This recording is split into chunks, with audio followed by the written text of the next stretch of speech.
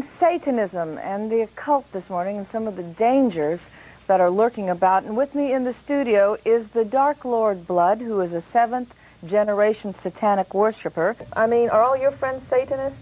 No, I don't have any friends, but my acquaintances are, yeah. The End Times Disciple Ministries is free to continue feeding live animals to his congregants. Who has a snake? Bring a snake. Who has a snake? Who has the snake? Bring... Who wanted to kill me. The name of the demon that was inside the young man was named Azrael. I later found out that Azrael was Lucifer's personal death angel. The angel of death is home and awaiting.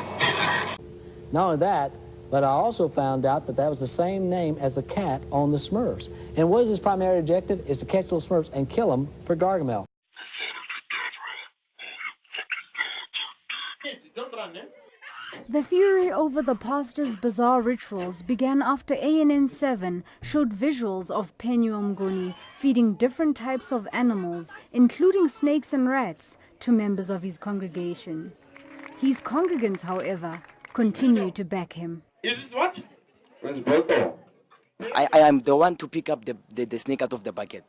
It was possible because I have the faith. My sheep. Evangelical Alliance of South Africa's General Secretary, Reverend Mosentla, also questions the validity of Penuel's method. It's the pastor is being tried for being cruel to animals. I think he's also being cruel to human beings.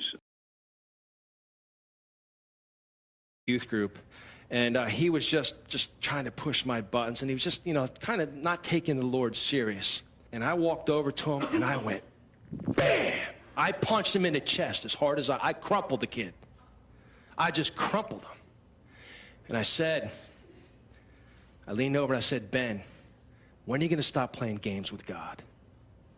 I led that man to the Lord right there. There's times that might be needed. His knife is being sold for that reason. There's something called an FDM. But it's also being sold for healthy reasons.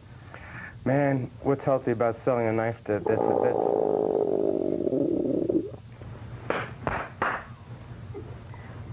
Vicky. Person of the opposite sex, and you make a lifelong commitment to them. We don't have to debate about what we should think about homosexual activity. It's written in the Bible.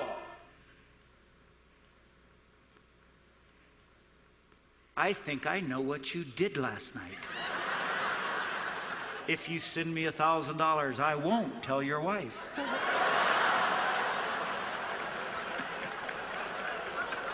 Reverend Ted Haggard said in an interview today that he bought crystal meth from Mike Jones, the male prostitute who says Haggard paid him for sex. I called him to buy some meth, but I threw it away. And did you ever have sex with him? I went there for a massage. I know how to bring pleasure to a man. An admission of guilt, a plea for forgiveness. Former evangelical leader Ted Haggard has confessed that he's had a lifelong sexual problem. For the purposes of this study, we will focus on the number 666 and its use in the Universal Product Code.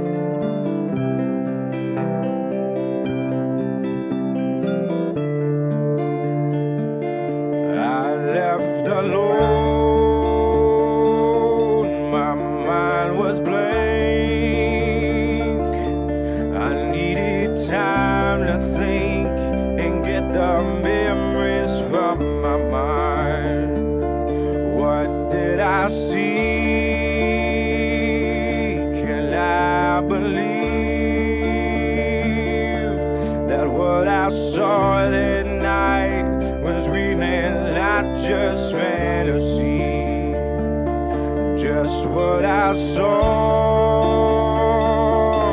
in my own dreams was a reflection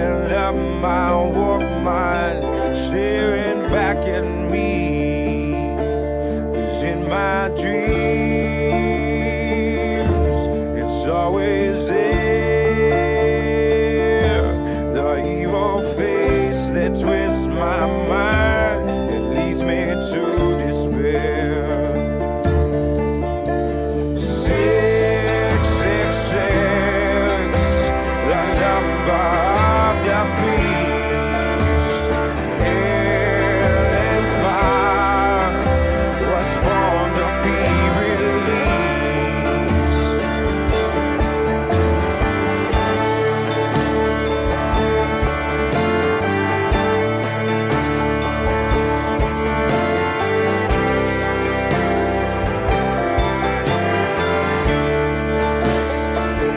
Well, torches blaze, sacred chants were made, and as they start to cry, their hands out to the sky. Well, in the night, the fire's burning bright. The ritual has begun. Satan's work is done. 666, the number of the beast. Sacrifice is going on tonight.